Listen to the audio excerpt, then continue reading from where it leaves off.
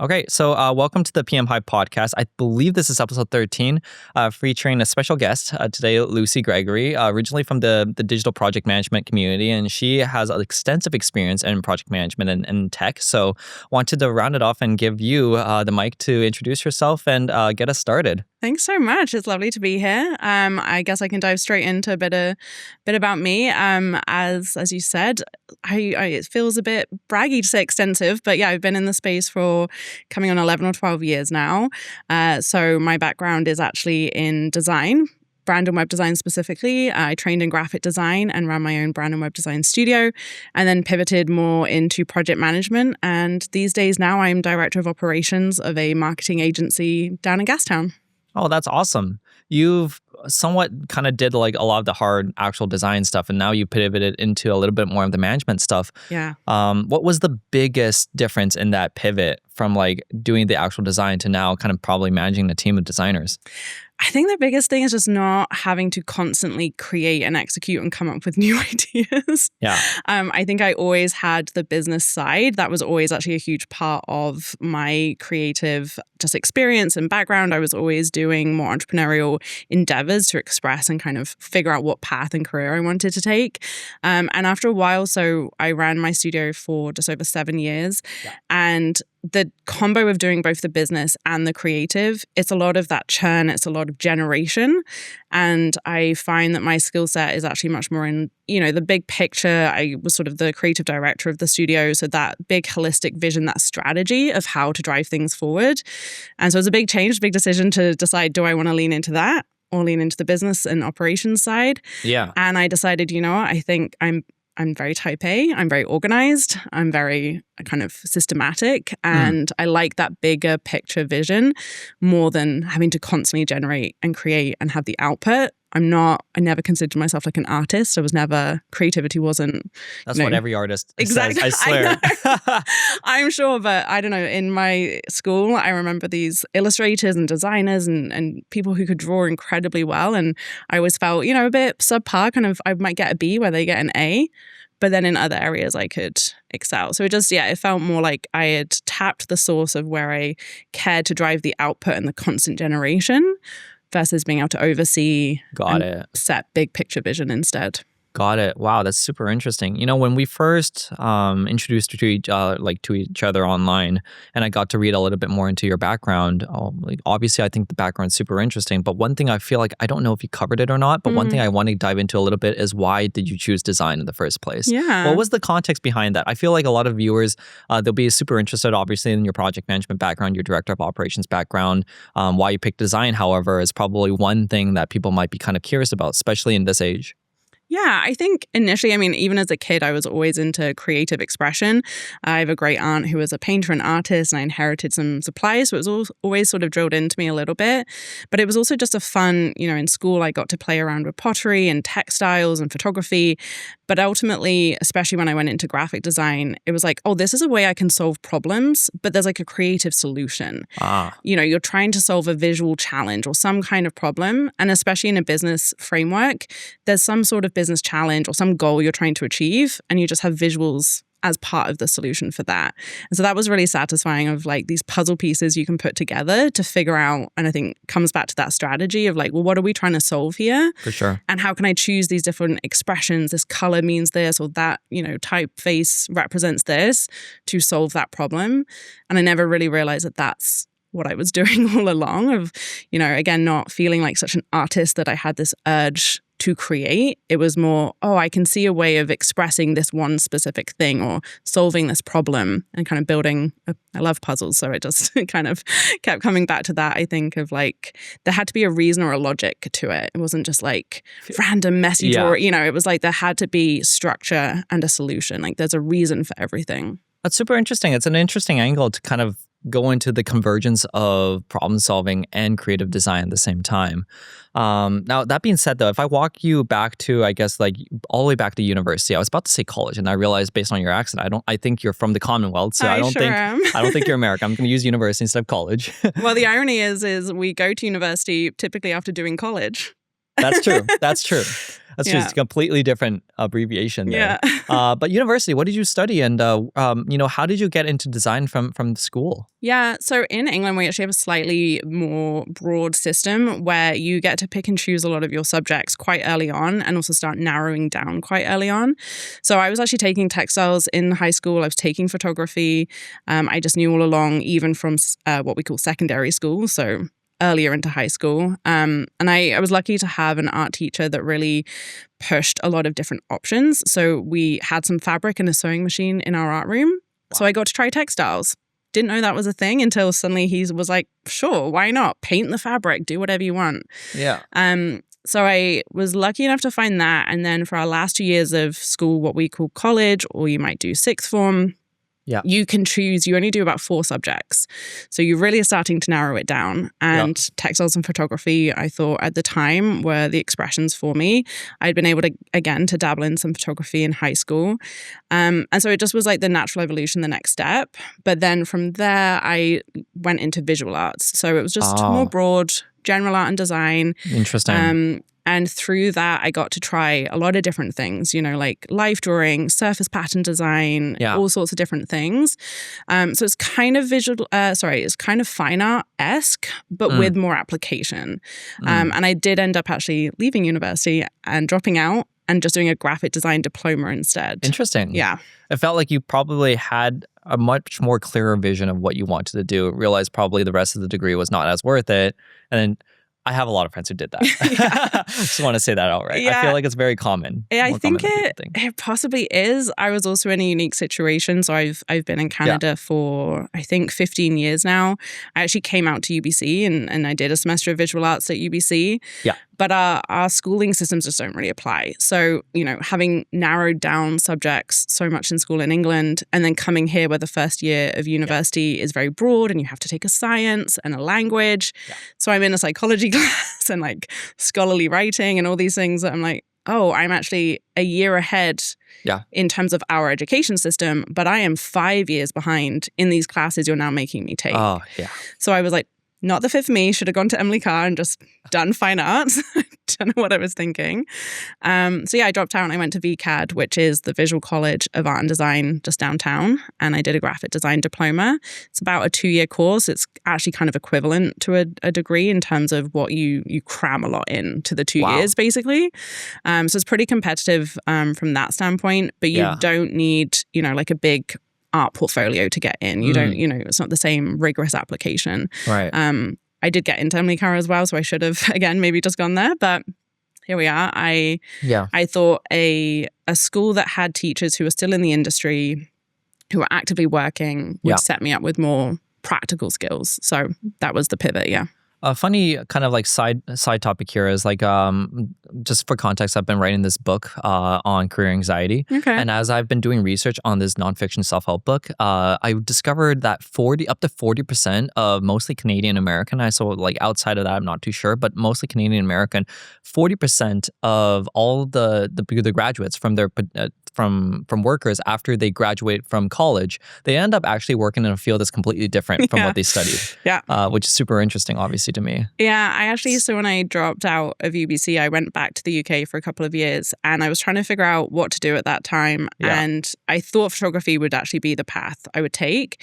And so I started second shooting and sort of working alongside some photographers and just interviewing them and asking, what did you do at university? And how has that led you here? None of them did photography in school. Some did business, some did English, a whole range of things. Yeah. And I also asked a lot of people that I just knew from back home, okay, if you could go and redo your degree, would you? None of them said yes. That is a perfect anecdote that you could use for a lot of different case scenarios. Yeah. And so I thought, why would I go and do a degree that I might never use then? Right. Especially because it costs money. Yeah. So much. And that year in England, they had tripled the fees as well. Oh, my goodness. And so I'm like, can I find a course that has some, placement, some actual internship, something that gets me real world experience. Right. Nope, they've cut all of those and they tripled the fees. Why would I ever? Right. bother? 100%. So came back out here and was like, great, career college kind of situation, practical, get a diploma. Let's just get into the job market. Because to your point with that career anxiety, the more you think about it and keep going round and round, there's no perfect solution. No you just perfect solution. have to go. Yeah, right. Take it day by day sometimes and go by what your instinct kind of tells you and where you get the most clarity from. Yeah. Cool. Like that gives me a lot of context, first of all, about your background and where you came from. I guess my only second question and my last one that branches us off to like the main topic, which is, project management, agile frameworks and whatnot, all that stuff is, how did you really kind of like find yourself getting into actual day-to-day project management, daily operations from that design background? Because you've been through a lot of different angles of design. Yeah. And now you're working at a desk. Yeah, I sure am. Well, and that was some of the debate with photography is I felt like, well, I'm actually just sitting at a desk editing. But That's true. Here we are at a desk on a computer every day. It was pretty simple in many ways. I graduated from school and one of my friends at the time and I could not find jobs in the industry, even an internship. In this city, there actually is quite a big freelancing community. And so we thought, okay, let's just try it out on our own. For sure. And we decided, let's just make this a real thing. Let's team up. Let's start a business. Yeah. And so we did that with one client who just needed, I think, a poster design of all things. Like, wasn't a real project, Yeah. Very small scope for 2 people. Yeah. But very quickly, within 6 months, it was a full-time business for myself. Daphne was just working part-time alongside until about 2 years in, I think. And so that was sort of the transition as we just leapt straight into being self-employed, growing and running this business.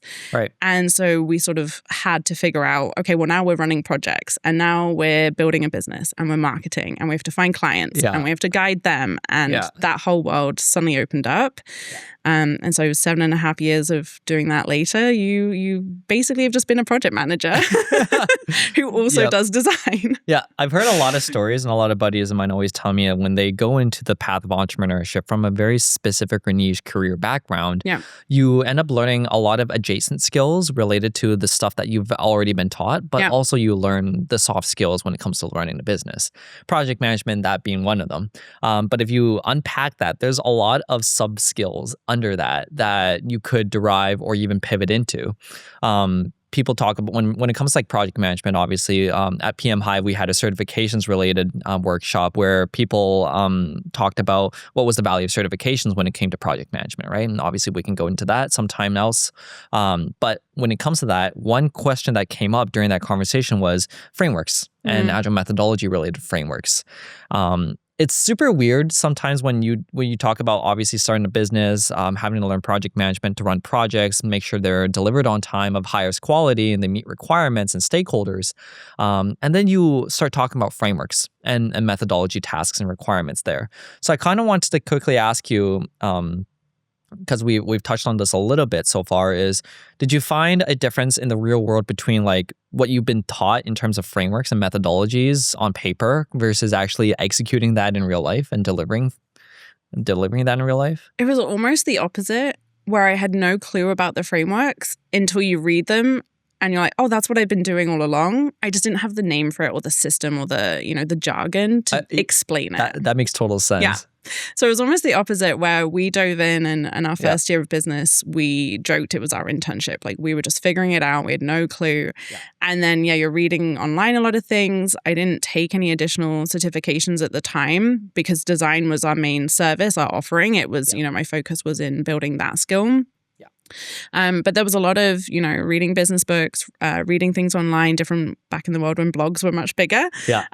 Reading a lot of blog posts and learning from other designers how they were running their businesses. And it was only until I left the business and transitioned into Takt, the agency I'm with today, that I looked at some certifications and thought, okay, I should probably have some of these just to prove I can do it.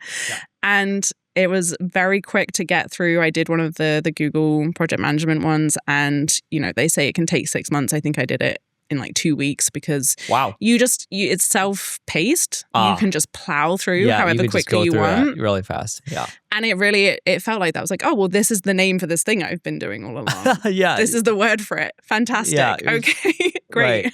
Now I can say that word and sound like I know what I'm talking about, but it's something I've known all along or have been doing.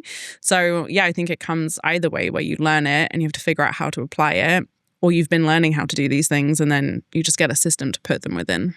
Right. It's like you've already been practicing that for a long time, and then learning the label for said practice just feels like, oh, like a deja vu moment where like bit. I feel like I've already gone through the real life training for this. That's funny because like I've heard a lot of stories similar to that, and it feels super sensible. For me, it was a little bit different. I feel like I almost dare I say it's a little bit of the opposite, because I knew that I wanted to get into project and product management earlier in my career.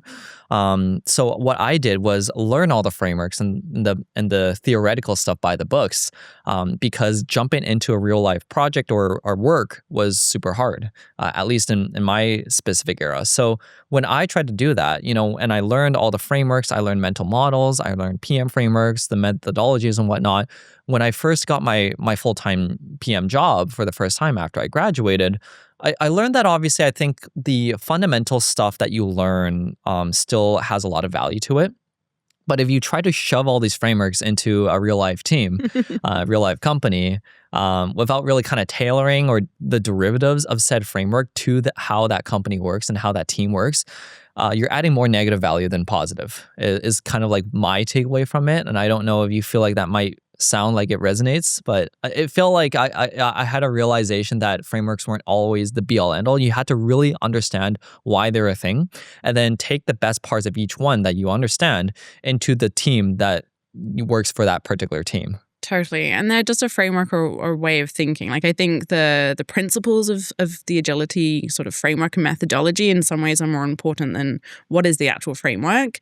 Because without understanding why this framework exists or what problem it's trying to solve, you might just be forcing a step-by-step process essentially on people and this is where I come back to a lot with different frameworks is, well, who are the people that you're working with and what is it you're actually trying to solve? That could be a mishmash of frameworks. That could be a variety of approaches. And so if you don't actually know how to apply them or work and communicate with those people, the framework maybe doesn't mean anything. Exactly. Yeah, you might just, like you say, be smashing it down on them and get nowhere. Just that negative value, because there's a lot to be said for those soft skills, for knowing how to communicate about those things. And people don't always respond to theory. They respond to the real life application, to the experience, to feeling understood and heard, and that you see the problem not only that you're trying to solve, but that they're trying to solve, and maybe have a solution.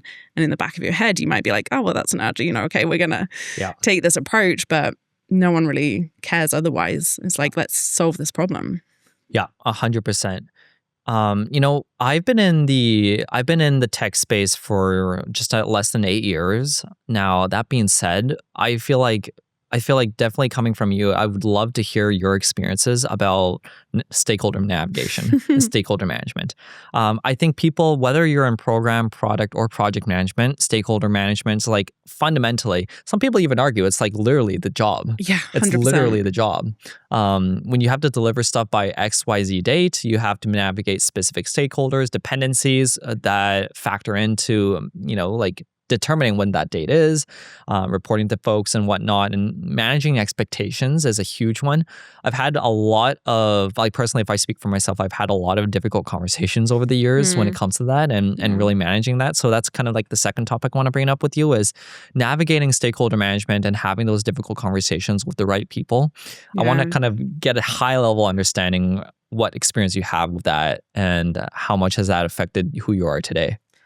Everything. People are, and communicating with people is really, like, in some ways what you said, it's all we do. And I think a lot of people sometimes underestimate in any industry, in any business application, that how we're talking to each other, how we're communicating is how we're getting everything done. Right. And good or bad communication can be a big driver of that success or failure. Yeah. So the stakeholders, and especially the way that I nowadays think about it within our business and training our PMs, is around those personas and really trying to understand the two sides of the coin, where you've got the business that they live in. Is it a higher ed institute? Is it compliance? Is it a law firm? Is it an accountancy? You know, what type of space are they in? And therefore, what structure do they live in? But also, what's their persona? And once you understand their persona, you can understand their fears, their motivations, you know, their way of communicating, and you can adapt everything to them, the process, the things that you're thinking about. And hopefully, I mean, that's a lot to handle when you might have 10, 12 stakeholders, maybe even 20, you know, internal and external, who knows? Who knows? It's a lot to think about and shift, but hopefully what you're doing, if you can be strategic about it, is you're avoiding those really hard conversations because you're actually picking up on the ambiguity and the subtlety in between and sort of preempting where you might lean in and say, I hear you saying this, or I think this is what we're not quite yet talking about. Yeah, sometimes maybe the elephant in the room. Yeah, let's push into that a bit more. And it's that those little subtle nuances, that sentiment that you can pick up on, that if you push that forward, you're much more likely to avoid the big, hard conversation. And maybe the hard conversation is just actually that bold move of okay, I think you're saying this, but I think actually we should be doing this, or, you know, whatever it might be, that it doesn't actually have to be so hard. It's just maybe a bold take, a bit uncomfortable. There's a bit of ambiguity. Everyone's trying to be very corporate and polite. And especially in Canada and UK, where you have that corporate politeness always ambiguous, or sorry, the ambiguous corporate politeness ubiquitous. Funny kind of story, side story is this one time I had an internship with SAP. SAP being German owned. We had this client call with Germany, and their corporate communication was very direct, obviously, very as you know from Germans. Like, it was absolutely hilarious when I saw the discrepancy between like Canadian folks being super polite with their feedback and then Germans just ripping them apart. Absolutely. And that's what's so interesting about stakeholder management, especially if you're working with another group on the other end. And I know for a PM, oftentimes we are one person on a phone call with like 5 or 6, and you're trying to suss out, okay, well, are they the type of people to just say the thing, or are they going to sit and be silent and then talk about it and maybe send you an email later? You know, what's their environment? What's their way of talking? Okay, now how do I lean in?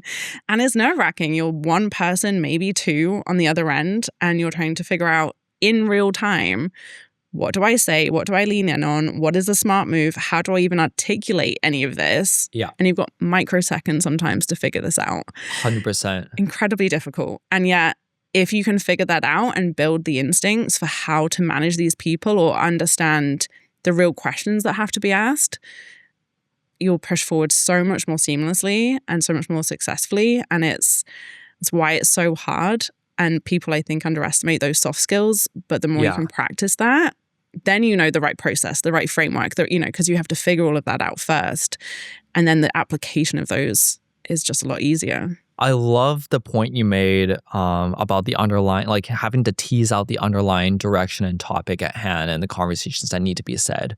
Obviously in a very soft way, and like you obviously, at the end of the day, like we're talking to humans, right? And I feel like there's, you know, I don't want to give a number or percentage, but definitely a huge bulk of a lot of corporate conversations and meetings and whatnot, like stakeholder meetings or just internal meetings, where there's definitely that corporate jargon politeness, and to navigate that to get to a certain topic or piece of feedback that needs to be delivered or certain requirements that need to be said can be challenging sometimes. And thus you have to have that skill of how do I move the needle by teasing out the underlying stuff at hand from the way that we're saying things, right? Yeah, and at Takt, it's funny that this is even now like a bonus or a skill set or a strength, that saying the thing that just needs to be said and not in a bad way is a difference or a differentiator. But at Takt, we look at it as that's our approach for being consultative. We aren't just here to pander and say, yes, we're going to consult you through something. And sometimes that might be someone says, well, I need this. And you can go, are you sure though? Because based on X, Y, Z, I actually think you need this. Right. And mostly when we're trying to be too polite or nice or deliver the job we've been asked to deliver, you might be a bit hesitant to say that. You might want more time to think about it. But if you can kind of just spin off and be comfortable just riffing a bit maybe and asking a couple of questions, you might find actually they're like, oh, you make a great point. Let's do that. And you're like, great, that wasn't so hard, was it? Like, I was brave. I said the thing. Courage is definitely a highly valued principle. Yeah. In those aspects. Now, I wanted to quickly ask you, I know we talked a lot about your agency ownership, and I'm sure that in and of itself can be a whole chapter in terms of like you running the agency with your colleagues and whatnot and getting to those levels of success. How did you transition to ops leadership after that? Yeah, it was a big shift. Purely through project management, honestly. I mean, having the business experience and understanding how projects and delivery of those impacts business success and how client experience also impacts that and the teams that are delivering those, this big kind of Venn diagram of things. I obviously had that background, but in looking to leave my business, I had that decision of design, business, what am I going to take? Yeah. And I don't think I really ever thought of project management as a career in many ways, but I also knew I couldn't go in and just be an operations leader straight away. So I joined within project management because like I said earlier, it felt like that was what I was doing all along in many ways. And so then through Takt, I was lucky enough, we were quite small at the time when I joined about 3.5 years ago. I was one of 2 project managers at the time, and we now have a team. I have 6 project managers on my team. And so I was lucky, I think, to find a culture and a team that was growing and where I had the right experience to move from project manager to team lead to director of project management and now director of operations in a relatively short period of time, just due to our growth and my background. So in some ways, it felt really natural having that business background, understanding how all of those things connected through the delivery of projects. I think it set me up to lead our project management team and now work on as part of senior leadership at Takt to kind of see all of that and back to that big picture vision of how everything's connecting and how we're driving forward and growing the business through the delivery of our projects. I don't know if that really answered the question, but... Oh, no, I think it definitely did. Although the only one caveat is it's just giving me a few follow-up questions I want to give you. Just more questions coming up. First one, how drastic was the impact of the change you made from project management to team lead? I'm really curious about that. That one felt really natural. And I think with every title change, it just gives you the ownership to take more on and feel like, oh, now I can do this. So I had always been thinking of different sort of systems or structures. I think what I really wanted and why team lead felt so different was that then I got to sort of coach or guide or mentor other PMs without feeling like a peer purely. And so therefore it's a bit awkward, like, okay, can I set the bar? Maybe I was more senior than, I think by the time I was team lead, so there was only 2 other PMs, so I wasn't leading a big team. But if I had experience to share, that they were, eager and willing to kind of listen and learn. But I also got to implement new processes and systems because of it and have a bit more of that sort of autonomy and authority. I mean, I had it as a project manager anyway. I think we really give a lot of leeway to our project managers to craft the process or the space that they need to take for their projects. But it meant I got to do that and implement it for us as an agency, which was a big difference and was really fun and exciting. And to know that your ideas are going to then get used by other people or implemented into an organization's into their actual system. It was a lot of fun, actually. But suddenly you have people reporting to you and listening to you. And 100%. And that actually branches perfectly into my next questions, a little bit more operationally motivated, but and obviously without having to share anything kind of sensitive or whatnot, but just wanting to understand, you mentioned autonomy with all your project managers and your team, right?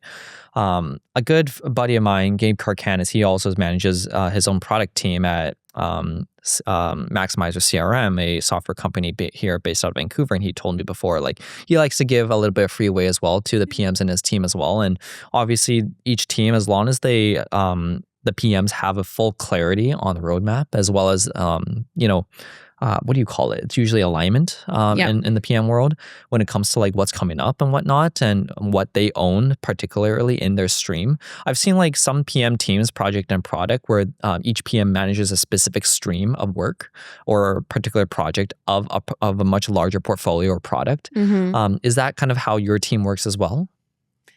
It's similar. So we have a really interesting business model. Takt, formerly Massive Media, was founded 12 years ago by Lindsay Smith, my boss and CEO of the company. And her vision was always to set out a fuller creative suite of deliverables. So these days it's a bit, there's a lot of words to it, but we consider ourselves a system of specialized agencies. So we're sort of creative agency, consultancy, production house, all in one. But what that really means and what that gives us is these different divisions where we have Signature, which is our brand and web division, Cadence is marketing, Studios is branded content. We also have Resonance, which is our more kind of product-based, it takes a lot of the web and puts it into application.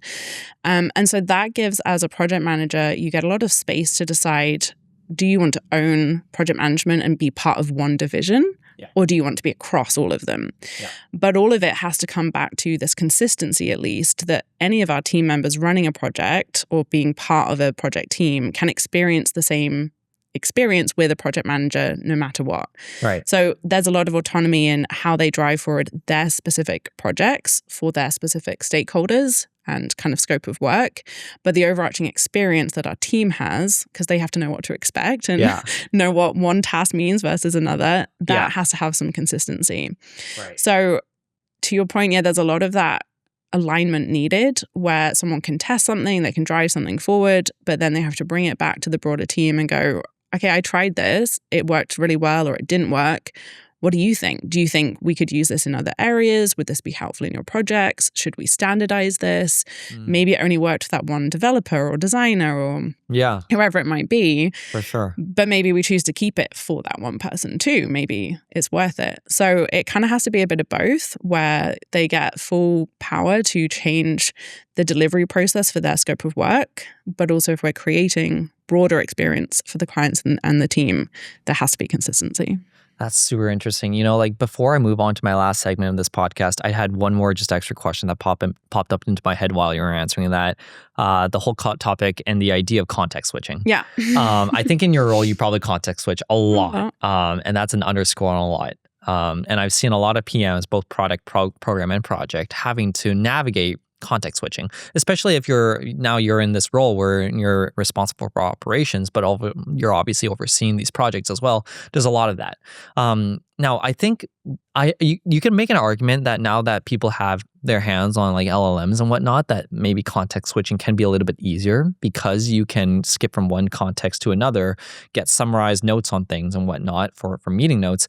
However, context switching is still difficult. Our brain capacities they have finite storage for a given day. So I just want to understand like how difficult it is and how you've navigated context switching in general. It's very difficult. I think naturally I move pretty quickly and I have a very good memory for things. So that doesn't tend to be a problem. What I find difficult is remembering to go deeper on certain things, especially these days so we have an average of sort of 30 to 40 accounts at any one time that I'm overseeing, plus 6 PMs, plus an ops manager. And so it's for me, it's hearing the things of going, oh, I have to go deeper in that.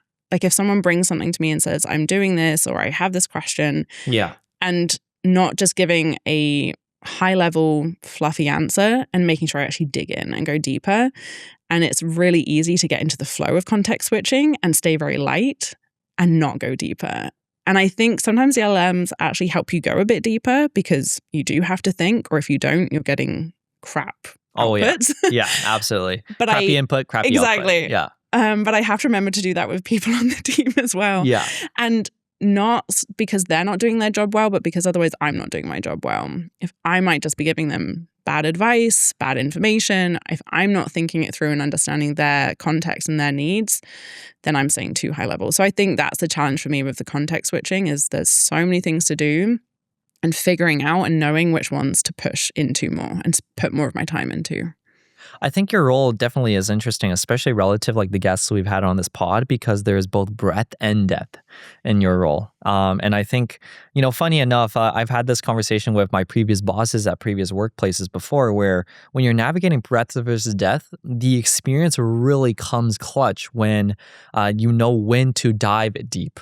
When is a good time to actually dive deeper into depth rather than breadth, and when is a good time to go back to breadth rather than depth. Yeah. And I find that, as I gain more experience in the PM world, I find that to be more true than ever before, especially because I feel even even for individual PMs, like I'm still an individual PM at my team, I find that I'm definitely spending a lot of time diving deep because I'm owning a handful of projects, right? Whereas like obviously our co-founders are running the whole show.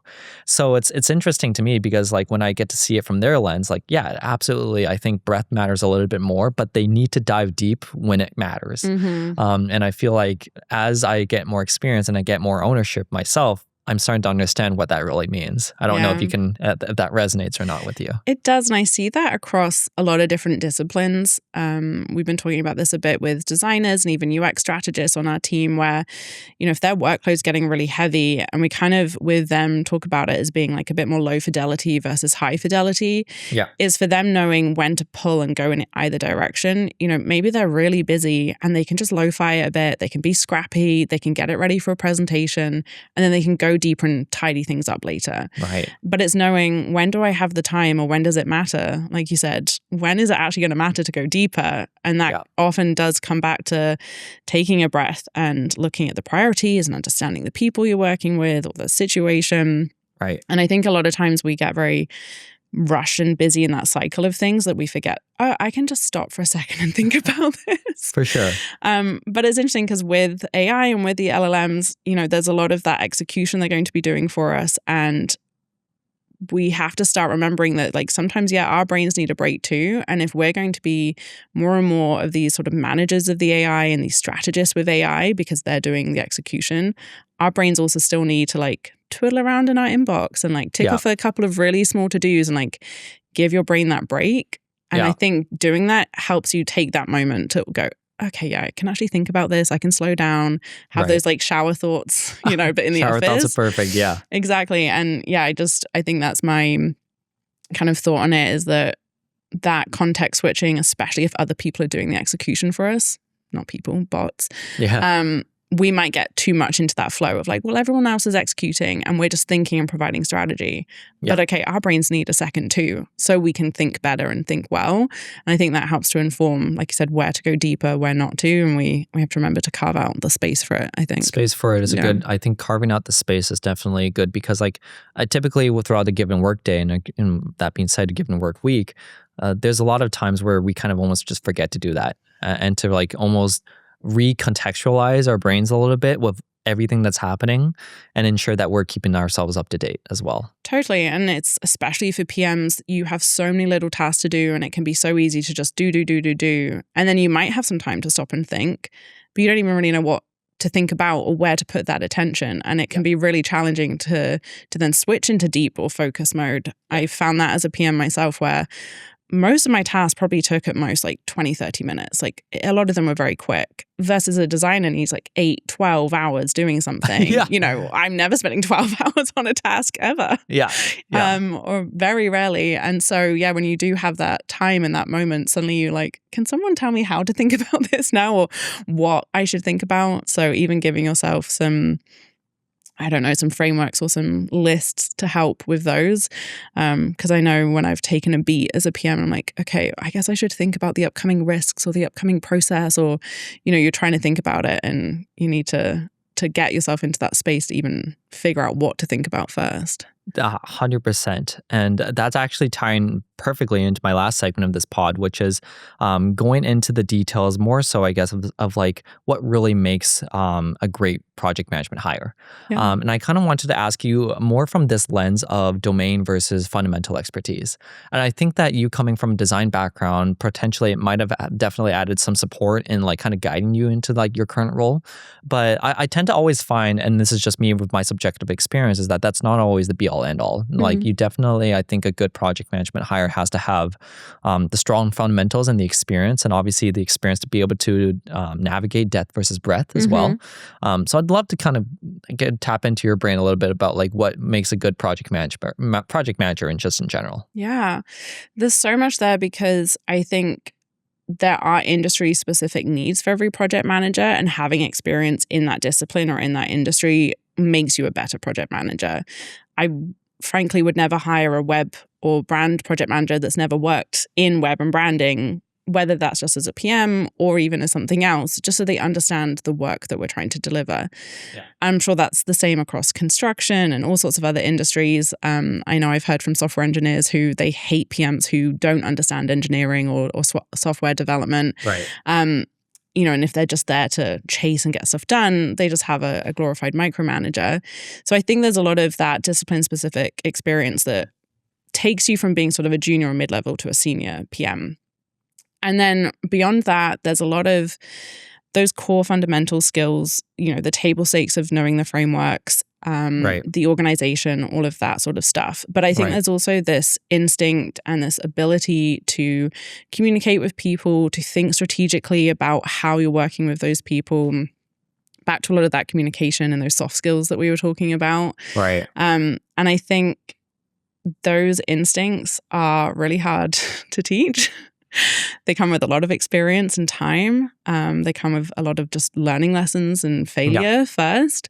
And that's not an easy way to describe what a good project manager is. But I think the best PMs have a lot of these instincts and they take the time to think about, well, what do these people in front of me need to help deliver the work that we're trying to deliver in this project? And looking at each one with a set of fresh eyes and the ones I see who do it best, they know the information to give. They know really clearly how to articulate that to the right people in the right way at the right time. And so it's all about, they know the question to ask, or they can figure out at least what the question to ask the question is, and to start driving into what that real problem is in any given little moment or situation. Which can be really tricky because it might look surface level like the problem is, okay, I need to figure out what the next step in the scope of work is. Right. But you might also need to know, wait a minute, the client said something here is changing the content and that's going to change the entire scope of work. So I actually have to go back there. And that instinct or that experience to know, oh, wait, this has an impact. That's the industry specific and the discipline specific. Right. So and that's where it kind of elevates you. I really think so. So it's a lot of communication, knowing the right questions to ask, knowing how to relay and share information to drive people forward, and then having that discipline specific experience as well.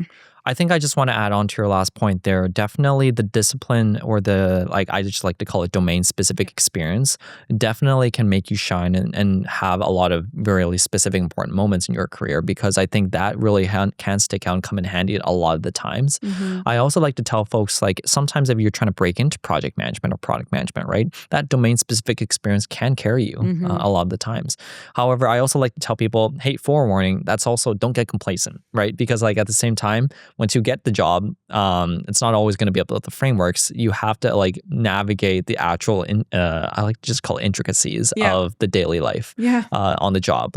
When to obviously speak of, when to navigate stakeholder management properly, when to choose to use an aspect of a framework versus when you should not. All that sort of stuff kind of just comes with foundational experience alongside the domain knowledge. So do you feel like that's a fair thing to say? Absolutely. Yeah. It's having that core base of PM skills layered with everything else, that domain specific. And a lot of people naturally have those. I don't think the most organized person is always the best PM, and not all the best PMs are the most organized, but they have to at least have some of those baseline skills. You can't be a complete hot mess, So I think a lot of people have the baseline skills. And if you can apply that, or you also have the soft skills, then you can drive a lot of things forward. And I don't know, we always talk about PMs as being sort of the GPS of the project. That's you're a looking great way ahead, to describe it. Yeah. You're setting the stage of the path of what's next. And, being able to do that in some ways can look like a lot of different skills and a lot of different characteristics. Yeah. But can you drive everyone forward and show them the path to take? And do that in a way that works for that project and those people, great. Then you'll be a good PM. I had an old boss telling me, PMs in his team to really dumb it down in a very simplistic way of describing it, you're just bringing clarity. Yeah. And that's just a really, really accurate way to describe kind of what you said with the GPS analogy there. It's totally funny. Now, I think I just want to wrap this up. First of all, is there any way that the viewers or listeners can connect with you online and whatnot after watching the series? Do you have any accounts at all? Yeah, mostly on LinkedIn. I do have a very small website right now that I'm slowly publishing some articles through. It's just lucyjanegreg.com. I'm Lucy Gregory on LinkedIn. Also, if you go to takt.com, TAKT.com, that's the agency that I'm part of and on the senior leadership team of. So there's very easy to find me through there. And I think my LinkedIn is linked on my bio page. But yeah, lucyjanegreg.com gets you there. There's like one article on there right now, but there will soon be more. And there's actually a couple of PM related articles on our website that I've written as well for the business. So LinkedIn's the best way. Awesome. Lucy, I appreciate you a lot for joining me today on this podcast. Also, big appreciation for you, like kind of just staying in what is a very nice developing like tech industry in Vancouver. I think there's a lot of really awesome up and coming like kind of like roles and like teams and companies really like finding Vancouver home for the tech industry here. And you adding like to that community is amazing. So appreciate that. And hopefully we don't ever lose you to the UK. Not planning on it, but yeah, thank you so much for the time and for being here. Awesome. Appreciate it. Thank you, Lucy. Great.